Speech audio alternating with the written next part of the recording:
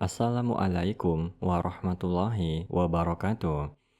Zina merupakan suatu perbuatan yang sangat buruk dan hina, dan akan menimbulkan kemurkaan Allah bagi para pelakunya. Allah Subhanahu wa Ta'ala berfirman, "Dan janganlah kamu mendekati zina. Sesungguhnya zina itu adalah suatu perbuatan keji dan suatu jalan yang buruk." Quran Surat Al-Isra ayat 32. Berikut adalah azab yang akan diberikan untuk para pelaku zina. 1. Mendapat azab kubur, dibakar dalam tungku api sampai datangnya hari kiamat. Imam Bukhari meriwayatkan hadis tidur Nabi Sallallahu Alaihi Wasallam yang diriwayatkan oleh Samurah bin Jundub.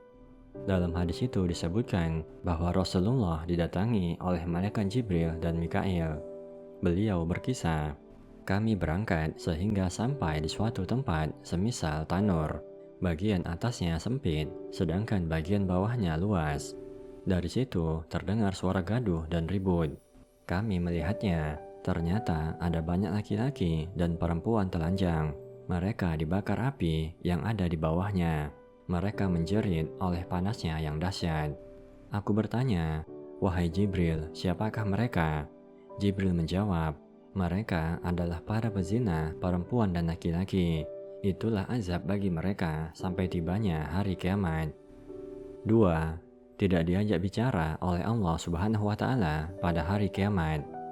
Pada hari kiamat, seluruh makhluk sangat membutuhkan syafaat, tidak terkecuali para pelaku zina. Namun bagaimana mereka akan mendapat syafaat, sedangkan mereka tidak akan diajak bicara, tidak akan dihiraukan oleh Allah Subhanahu wa Ta'ala.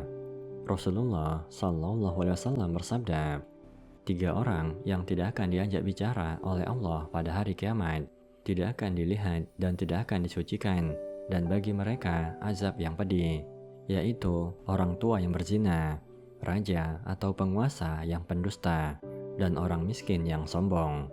Hadis riwayat Muslim. 3. Pelakunya kekal di neraka. Perbuatan zina akan membuat pelakunya kekal di neraka.